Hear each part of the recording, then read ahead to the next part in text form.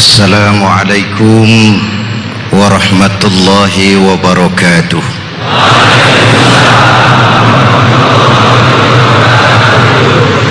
Alhamdulillahi rabbil alamin.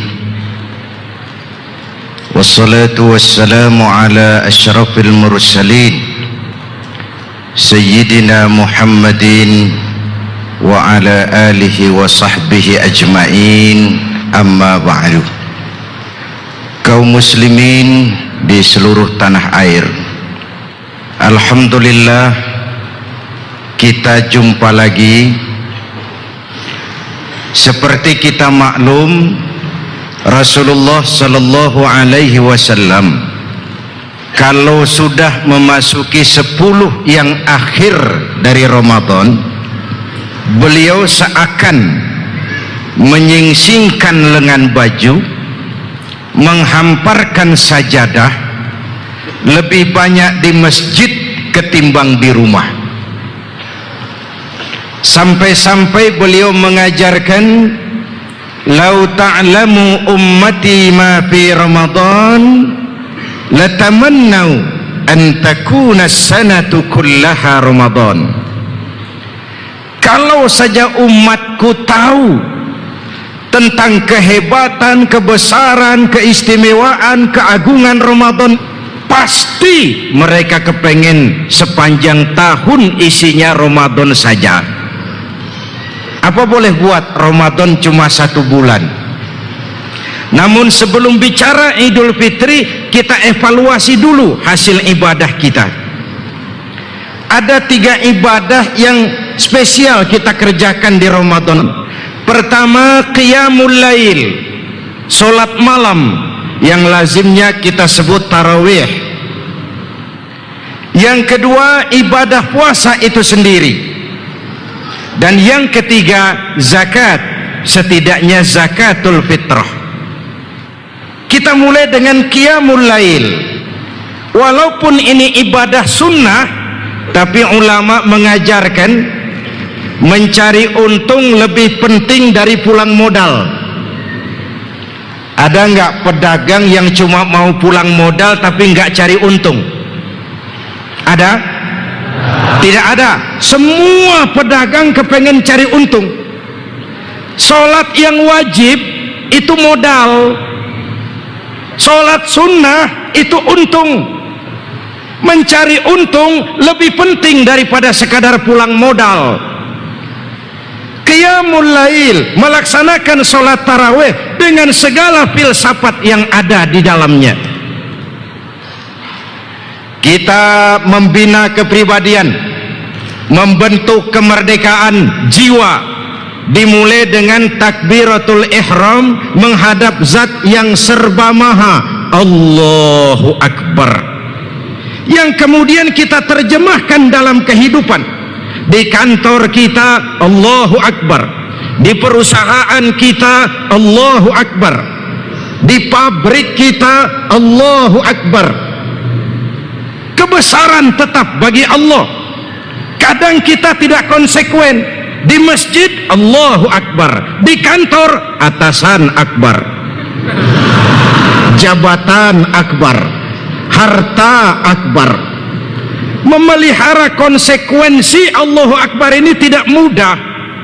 Kita kan sudah teken kontrak, ibadahku, perjuanganku, hidup dan matiku hanya untuk Allah. Tidak ada tempat saya takut kecuali Allah. Saya tidak akan melarikan persoalan kecuali hanya kepada Allah. Saya tidak akan menggantungkan hidup kecuali hanya kepada Allah. Saya tidak akan melarikan persoalan kecuali hanya kepada Allah. Untuk mempertahankan hal keyakinan seperti ini, saya ingin mengungkap sejarah lama. Bilal bin Rabah itu budak hitam legam, budak sahaya. Ketika dia masuk Islam, disidang oleh bosnya, tokoh Quraisy, di majelis permusyawaratan Quraisy.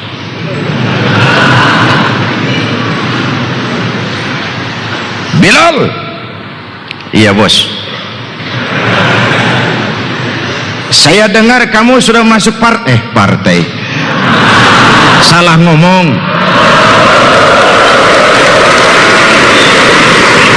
Salah ngomong kan boleh. Saya dengar kamu sudah masuk Islam. Iya bos. Memangnya kamu budak siapa Bilal? Budak Tuan. Kamu kerja dengan siapa? Dengan Tuan. Yang gaji kamu? Tuan. Yang kasih makan? Tuan. Kenapa kamu berani masuk Islam padahal saya belum memberikan izin?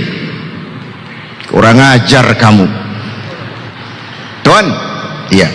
Saya memang benar Tuan yang gaji, Tuan yang kasih makan. Tapi saya digajikan, saya kerja Tuan. Kerja itu kewajiban saya, gaji itu hak saya. Kalau kewajiban sudah saya laksanakan, wajar hak saya terima. Perkara agama, saya mau pilih yang mana, Tuan tidak usah ikut campur. Kamu berani Bilal? Dari kemarin. Kamu tahu risikonya? Akan saya hadapi. Bilal, kalau kau tetap dengan keyakinanmu kepada Allah, kau tinggalkan Latta, Uzza, Manat, Hubal, berhala-berhala kita, kau akan saya pecat. Silahkan. Saya siksa. Boleh. Saya bunuh sampai mati. Terserah. Kamu tidak takut mati? Saya takut mati pun mati juga Tuan. Lebih baik saya berani saja. Gendeng kamu. Disiksalah Bilal. Tangan diikat, kaki diikat, ditimbun dengan batu besar, menghadap teriknya gurun pasir. Terkelupas kulitnya, pecah bibirnya, mengalir darah dari sekujur badannya. Ayo Bilal, tetap Allah dan kau akan mati di sini, atau kembali menyembah Latta, Uzza dan kau akan kami merdekakan. Dari bibir yang pecah itu cuma keluar Allah Ahad. Allah Ahad. Nyawa taruhannya, Allah kebesarannya tidak bergoyah. Bilal budak badannya, merdeka jiwanya. Maka namanya tertulis dengan tinta emas dalam sejarah. Kita sekarang merdeka badan kita, tapi sering budak mental kita. Maka sejarah nggak pernah mau nulis kita.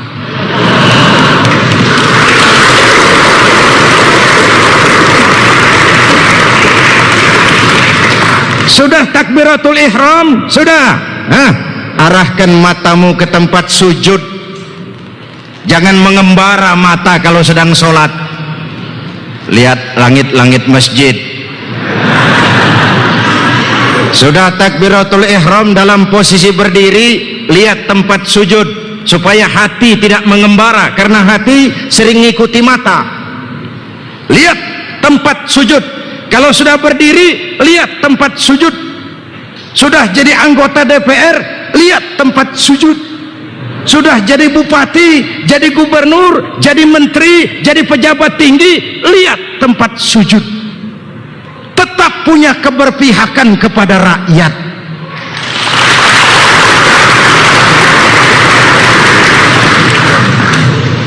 Hadirin yang saya hormati, begitulah kita dibentuk oleh Qiyamul Lail. Sudah kaya, ingat yang miskin. Sudah berkuasa, ingat yang rakyat jelata. Sudah jadi ulama, ingat kepada yang awam. Sudah berdiri, arahkan pandangan ke tempat sujud. Jangan lupa kacang akan kulitnya. Jangan cuma indah di permulaan, berkilau, berbinar, tidak taunya bukan berlian tapi beling.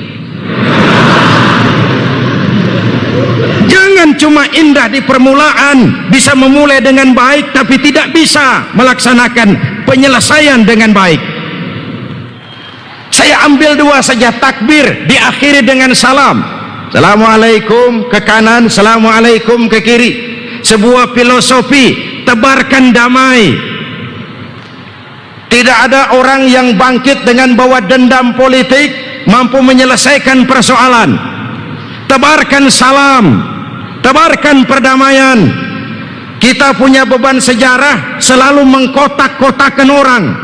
Dulu zaman Belanda, kalau tidak ikut Belanda dianggap Iki Inlander. Lalu kita merdeka. Setelah merdeka, kalau tidak sepaham kita dianggap Iku Antek Londo. Nah, lalu Orde Baru berkuasa, kalau tidak sepaham dianggap ini orang Orde Lama. Lalu reformasi muncul, kalau tidak sepaham itu orang Orde Baru. Habis orang kita orde-ordekan. Kapan kita mau menyelesaikan persoalan kalau kita sering terjebak pada dikotomi yang seperti itu? Salat menyebarkan kedamaian. Mengapa seorang Nelson Mandela lebih mampu mencontoh akhlak Rasul? 20 tahun mendekam di bawah rezim apartheid. Dia keluar, dia bangkit tanpa bawa penyakit dendam. Dia kumpulkan semua potensi di Afrika Selatan dan dia bangkit. Walaupun dia sebentar jadi presiden, tapi dia tidak pernah berhenti jadi pemimpin. Kenapa? Pejabat ada di belakang meja, Bung. Pemimpin ada di hati rakyat. Yang pejabat bisa berhenti, bisa dipecat, bisa selesai. Yang pemimpin akan terus berakar di hati rakyat. Oleh karena itu, semangat menebarkan kedamaian yang diajarkan oleh Qiyamul Lail menjadi bagian misi kita setelah ditempa dan digembleng oleh ibadah Ramadan. Melaksanakan yang sunnah untuk memupuk dan melaksanakan semangat yang wajib. Mencari untung itu lebih penting daripada pulang modal. Kita takbir, kita melihat tempat sujud, kita salam dan menebarkan kedamaian di permukaan bumi. Itu bagian dari semangat ketika nanti kita menuju Idul Fitri. Dia sebuah perjalanan yang diawali dengan proses pendakian ke arah sana. Ada proses sebelumnya. Tiap orang mau sukses, tapi tidak tiap orang mau menjalani proses. Muncullah gaya hidup yang instan, gaya hidup yang ingin cepat kaya, cepat terkenal, cepat berkuasa, tapi tidak mau berkeringat. Ini budaya yang memalukan.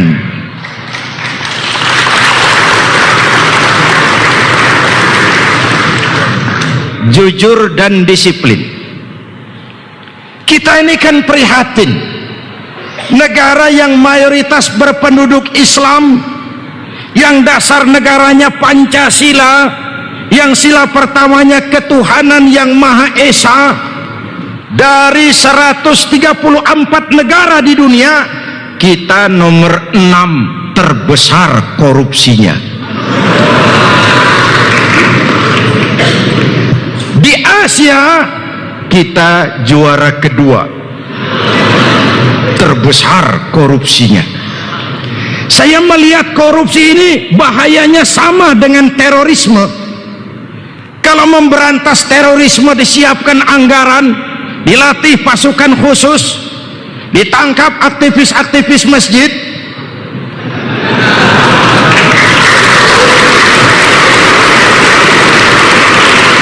Seperti itukah kita juga memberantas korupsi? Saya belum melihat. Padahal terorisme membunuh orang secara langsung. Korupsi paling korbannya ratusan, tidak sampai ribuan. Tapi korupsi membunuh negara, membunuh bangsa. Buat masyarakat yang paternalistik cuma perlu political will dan keteladanan. Dalam agama kan ada ajaran zakat toh. Untuk menjaga kebersihan harta kita harus ada yang dizakatkan, dikeluarkan. Jadi memang kalau di zaman ekonomi sulit, pengangguran membengkak, lapangan kerja sulit, daya beli rakyat rendah, hutang melilit leher, masih ada pejabat nakal, tidak punya kepedulian kepada rakyat, berlaku kayak preman, korupsi. Mbok ya pejabat begitu dizakatkan saja.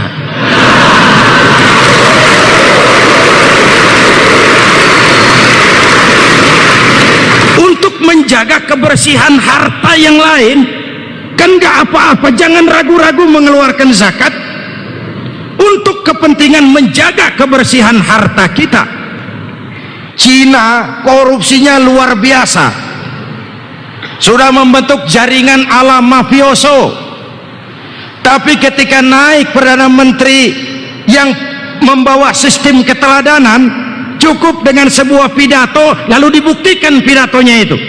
Dia bilang di hari pelantikannya, berikan saya 100 peti mati, yang 99 akan saya gunakan buat koruptor, yang 1 akan saya pakai sendiri kalau kamu lihat saya tidak benar. Ketika wakil wali kota Beijing ketahuan setelah diusut terjebak terima uang suap 5 miliar rupiah, dihukum mati. Susut korupsi di Cina sekarang ini, susut sesusut-susutnya. Kenapa? Ada keteladanan. Tapi kalau kita berpikir kalau koruptor dihukum mati nanti dianggap melanggar HAM, angin sorga betul buat korupsi.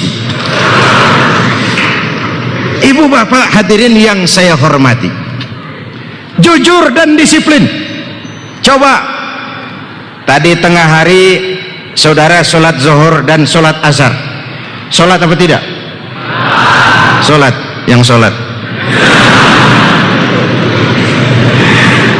waktu sholat zuhur kan saudara berwudu, waktu berwudu saudara kan berkemur. Andai kata waktu berkemur saudara korupsi, sedikit saja saudara minum airnya, jangankan satpam, teman wudhu sebelah pun tidak akan tahu kalau waktu berkemur saudara korupsi. Kenapa kita tidak mau melakukan? Ada rasa malu kepada Allah. Kenapa budaya seperti ini kita tidak punya? Kenapa Allah kita tekan? Kamu korupsi ya? Iya, Tuhan kan tahu. Biar Tuhan sih tahu, nggak ribut. Nggak ribut. Luar biasa.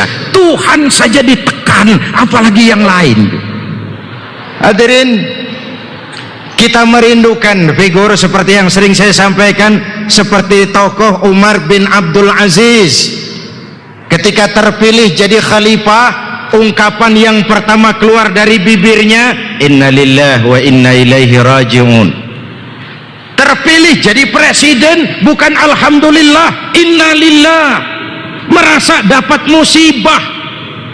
Karena ini amanah, menyia-nyiakan amanah adalah khianat, dan khianat dosa besar.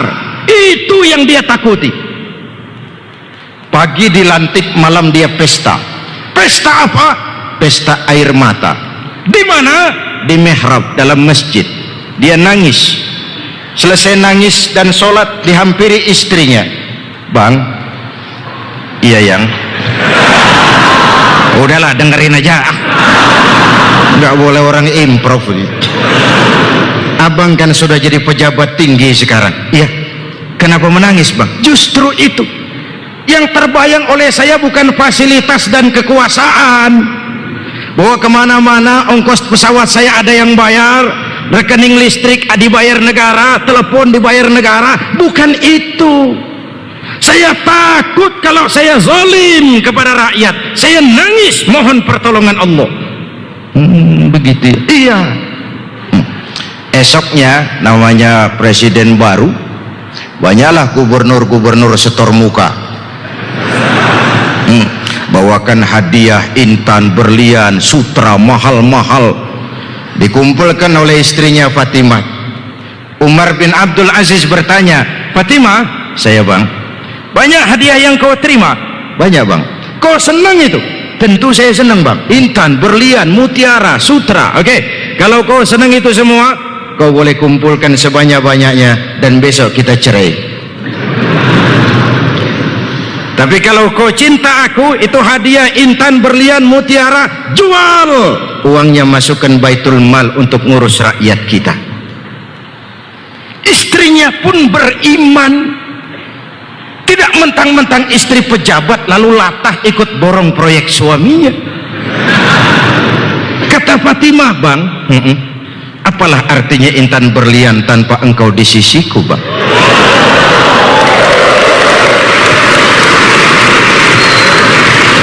Jadi kita jual sajalah bang, jual saja. Dijualnya hadiah-hadiah itu masuk Baitul Mal. Yang menarik, satu malam beliau sedang kerja di kamar pakai lampu minyak. Datang tamu, "Assalamualaikum ya Amirul Mukminin." "Waalaikumsalam." "Ada apa?" "Mau ngobrol." "Ngobrol?" "Iya." "Urusan pribadi?" "Pribadi. Kita kan teman lama." "Mari silakan masuk." Tamunya duduk, lampu dipadamkan, gelap kamar, bingung tamunya. "Pak Presiden?" "Ya." "Kita kan mau ngobrol." "Ya." "Kenapa lampu dimatikan?" "Begini mas, tamunya dari Jogja waktu itu. Tadi waktu kau datang, kau lihat aku sedang bekerja kan?" "Iya." "Aku tadi kerja ngurusi rakyat." "Pasti." "Aku kan tadi pakai lampu." "Ya." "Lampunya kan pakai minyak." "Tentu." "Minyaknya kan harus beli." "Ya dong." "Belinya kan dengan uang." "Memang." "Uangnya kan uang rakyat. Kita ini mau ngobrol urusan pribadi, nggak usah pakai minyak rakyat. Ayo kita ngobrol sampai subuh."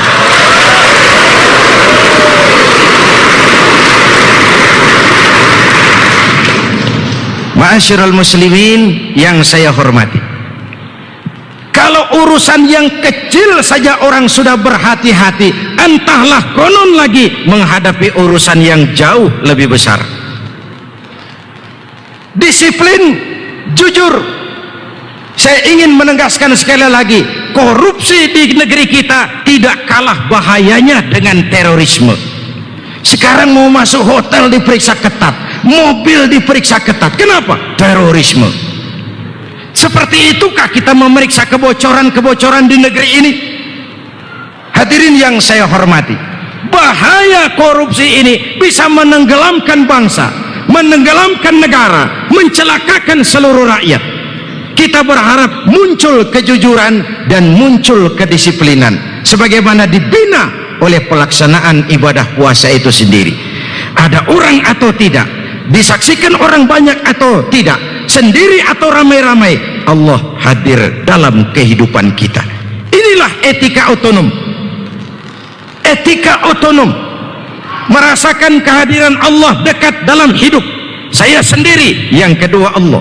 Saya berdua, yang ketiga Allah. Saya bertiga, yang keempat Allah, dan begitu seterusnya. Tapi sekarang ini kan disiplin mati. Seperti pengendara sepeda motor, lampu merah nyelonong, di ujung jalan dicegat polisi. "Sini mas." "Ya pak." "Kamu tahu lampu merah?" "Tahu pak." "Kenapa lewat terus?" "Saya nggak tahu, ada bapak." Ini disiplin kita sekarang ini kayak begini. Disiplinnya karena ada yang nongkrongi. Disiplin mati, disiplin yang tidak muncul dari dalam, belum merupakan etika otonom. Esensi puasa, keikhlasan, merasakan kehadiran Allah dekat dalam hidup. Banyak orang atau tidak, itu hadir dalam kehidupan kita.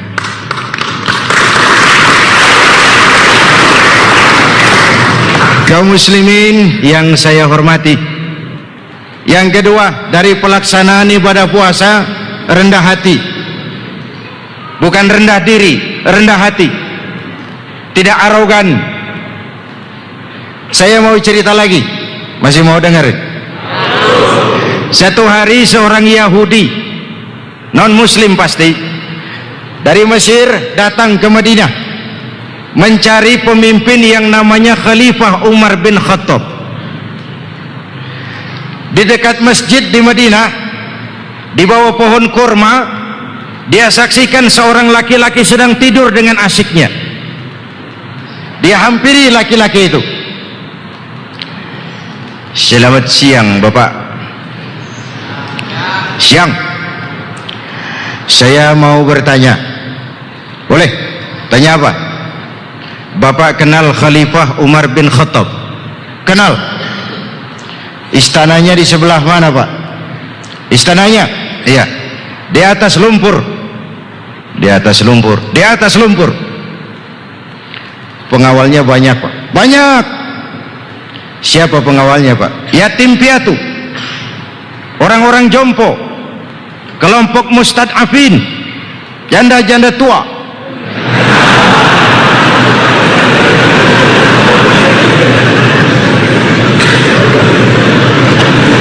Peka bener sih kok denger janda ini.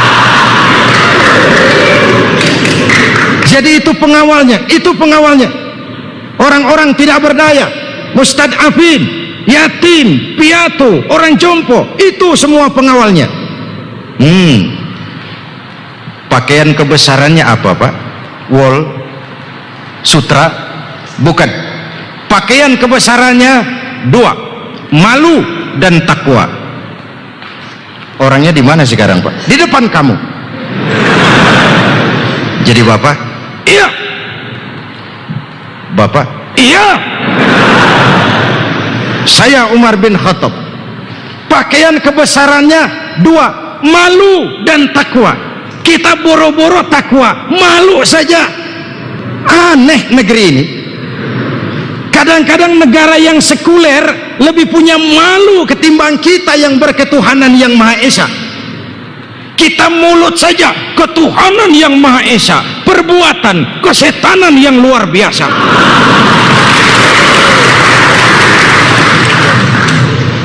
Hadirin yang saya hormati, di Jepang kereta api tabrakan, menteri transportasinya mundur. Kenapa? Urat malunya belum putus.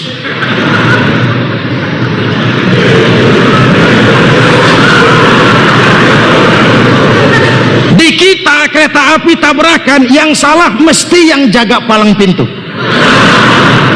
yang salah mesti masinis, yang salah mesti yang perbaiki rel kereta. Kapal laut tenggelam atau terbakar, yang salah mesti muallim, nakoda, ABK, tukang kir kapal. Yang lain cari kambing hitam. Di negeri ini yang laris pertama tukang sabun, yang kedua tukang kompor, yang ketiga tukang kipas, yang keempat tukang kambing hitam. Empat ini komoditas yang paling laku. Pertama tukang sabun, begitu keadaan bahaya cuci tangan. Bukan saya, Pak, saya nggak ikutan.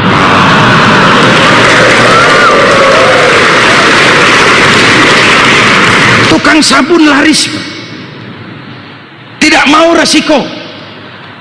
Yang kedua tukang kompor, panasin, angetin, kebakaran, lari.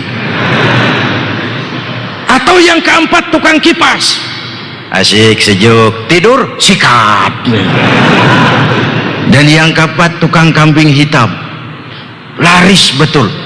Lalu membicara atas nama demi untuk kepentingan. Sudah capek kita rakyat ini di atas namakan, sudah capek kita dijadikan alamat. Alkisah ada seorang juragan kambing. Satu hari karena sibuk, kambing-kambing pesanan orang dimintalah sopir dan kenek mengantar. Ini kambing 20 ekor, yang 3 pesanan Pak Ijo, rumahnya di sana, Gang Ano, RT sekian, nomor sekian, tulis. Yang 2 pesanan Mail, rumahnya di Ano, nomor sekian, tulis.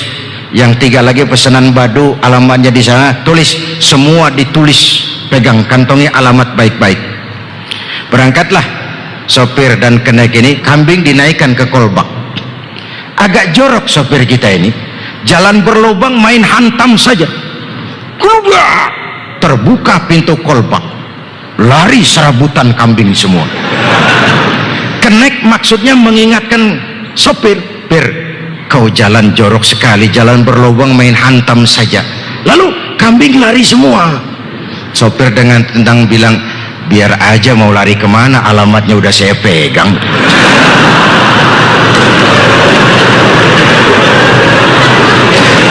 Tidak jelas kambing yang bodoh apa sopir yang goblok. Tapi saya mau berkata, sekarang ini banyak orang bertingkah seperti itu, cuma megang alamat atas nama demi kepentingan, kambingnya sudah lari semua. Hadirin yang saya hormati, pakaian kebesaran malu dan takwa.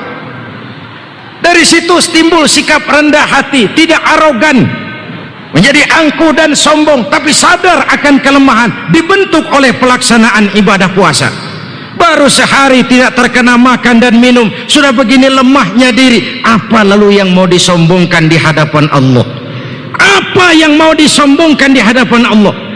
Bahasa lama saya, kadang-kadang kita pikir kita pintar, memangnya kita ini tahu apa sih? Dari semesta jagat raya ini kita tahu apa sih? Kadang-kadang kita pikir kita kaya, memangnya kita ini punya apa sih? Kadang kita pikir kita berkuasa, memangnya berapa hari sih? And last but not least, apa yang tidak selesai? Sudah sih. Apa yang tidak selesai? Kalau memang demikian soalnya, apa yang mau kita sombongi? Makanya ada hadis kursi, aku cinta orang yang rendah hati, tapi aku lebih cinta orang kaya yang rendah hati. Aku benci orang sombong, tapi aku lebih benci orang miskin yang sombong. Miskin sombong, ampun mas, apa yang mau disombongin? Aku cinta orang yang bertaubat, tapi aku lebih cinta orang muda yang taubat. Kalau orang tua taubat hebat, tapi kan pantas. Masya Allah, tahajud tiap malam, wirid zikirnya paten, sedekahnya berani, baca Quran, khatam Quran tiap malam. Umur berapa? 70. Pantas. Kula larut sanjo namanya, sudah larut senja. Hadirin yang saya hormati, yang ketiga dari pembentukan ibadah puasa, keikhlasan. Versi manusia, kalau sudah berbuat yang penting Allah, orang mau tahu atau tidak, mau puji atau tidak, Allah saja yang ikhlas, itu yang akan sampai kepada tujuannya. Saya ingin mengingatkan, apapun saja kalau sudah dimulai dengan ketidakikhlasan, bersiaplah untuk kecewa. Saya ulangi, apapun saja kalau sudah dimulai dengan ketidakikhlasan, bersiaplah untuk kecewa. Makana lillahi yatim wa makana li ghairillahi yanhadim. Yang karena Allah akan sampai kepada tujuannya, yang tidak karena Allah bakal kandas di tengah jalan. Hadirin yang saya hormati, hamba-hamba Allah yang ikhlas inilah yang tidak akan mampu digelincirkan oleh iblis laknatullah. Ketika ikrar, Adam dan keturunannya musuh bebuyutan, saya akan gelincirkan mereka dari jalanmu. Kata Allah, silahkan, kau tidak akan mampu menggelincirkan mereka kecuali hamba-hambaku yang tidak ikhlas. Itu yang mampu digelincirkan oleh iblis. Dengan pelaksanaan puasa, mari kita nanamkan semangat keikhlasan. Kaum muslimin, ibadah ketiga di bulan Ramadan ini zakat. Zakku amwalakum biz zakah. Bersihkan hartamu dengan zakat. Jangan lupa, kalau kita diberikan amanah ilmu, pengadilan akhirat cuma bertanya satu, ilmumu kau amalkan untuk apa? Kalau kita diberikan usia lanjut, pertanyaan akhirat juga cuma satu, usiamu kau habiskan di mana? Kalau kita diberikan masa muda, pertanyaan akhirat cuma satu juga, masa mudamu kau gunakan untuk apa? Tapi kalau kita diberikan harta, pengadilan akhirat bertanya dua, hartamu dari mana kau dapat dan kemana kau belanjakan? Dari mananya dan kemananya akan dimintakan pertanggungan jawab. Kalau ketiga ibadah ini kita laksanakan, Quran pesan, walitukmilul iddata, sempurnakan jumlah bilangan hari puasamu, walitukabbirullaha ala ma hadakum, di akhir puasa agungkan nama Tuhanmu. Mereka yang melaksanakan qiyamul lail, siangnya puasa, pantas setelah melaksanakan proses-proses ibadah itu masuk ke dalam kelompok minal aidin, orang yang kembali kepada fitrah, suci, bersih, tidak punya dosa kepada Allah karena sudah dibersihkan oleh ibadah Ramadan. Tinggal salah dan dosa kepada sesama manusia, kita minta maaf kepada yang bersangkutan, kembali kepada fitrah. Dosa tidak ditebus dengan beras, dosa tidak ditebus dengan uang, tapi dengan taubat dan amaliyah yang baik kepada Allah melalui saluran kehidupan sosial kemasyarakatan. Renungan sebuah hadis, selesai sholat id Rasulullah mendengar sahabat mengucapkan amin sampai 3 kali, amin, amin, amin. Sahabat bertanya, ada apa ya Rasul? Malaikat Jibril turun dan berdoa. Lalu, Muhammad, mau kau mengaminkan? Silakan. Jibril berdoa, aku mengaminkan. Doanya 3 permohonan, aku 3 kali mengucapkan amin. Kalau sudah Jibril yang doa, Rasul yang mengaminkan, ini alamat doa ini paten. Apa isi doanya? Pertama, ya Allah, hari ini kata Jibril 1 Syawal waktu berdoanya, saya mohon kepadamu, jangan engkau terima puasa dan ibadahnya anak yang durhaka kepada kedua orang tuanya. Rasulullah mengucapkan amin. 1. Yang kedua, ya Allah, hari ini saya mohon kepadamu, jangan engkau terima puasa dan ibadahnya istri yang durhaka kepada suaminya. Rasulullah mengucapkan amin. Sebagian ibu-ibu bertanya, bagaimana kalau suami yang durhaka kepada istrinya, Pak? Saya jawab, hadisnya tidak menjelaskan itu, Bu.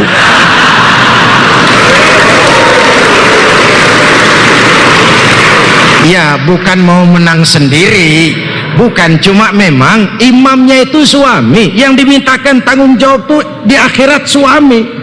Istri itu ya swargo, manut, neraka, katut.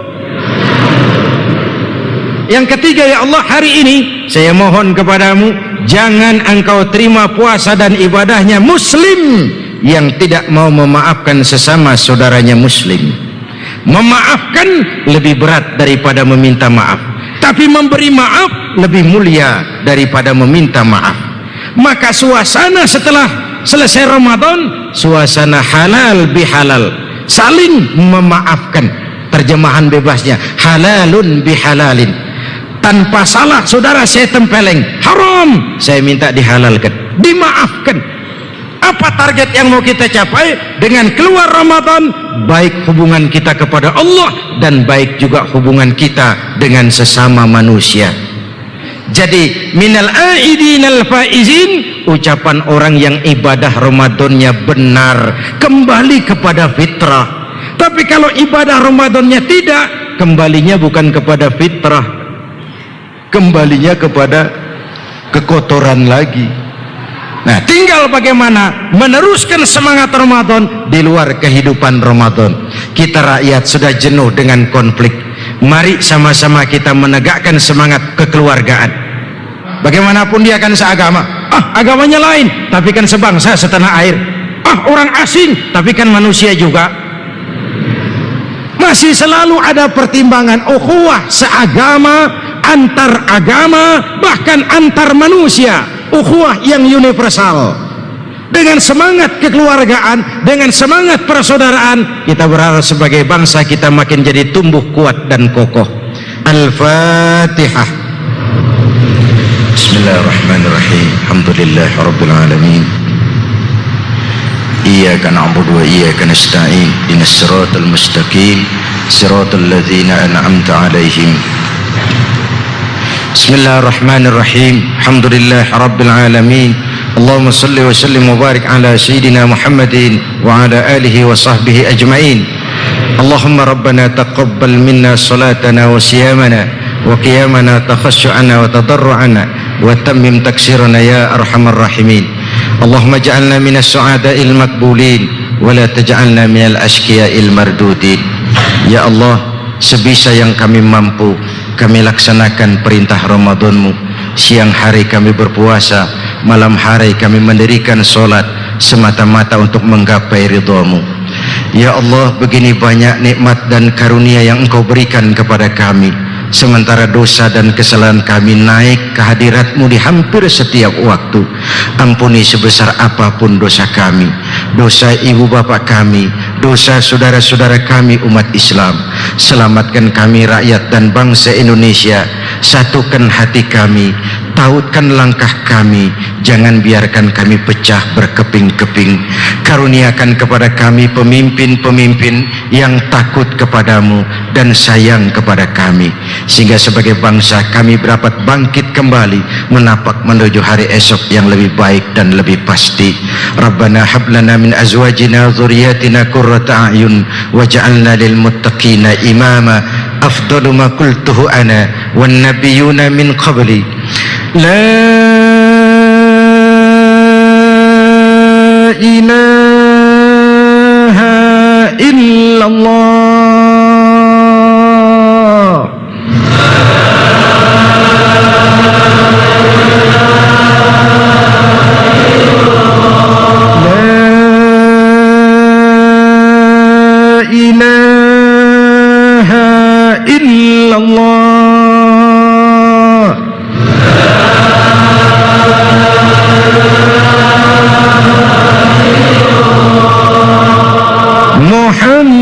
Muhammadur Rasulullah.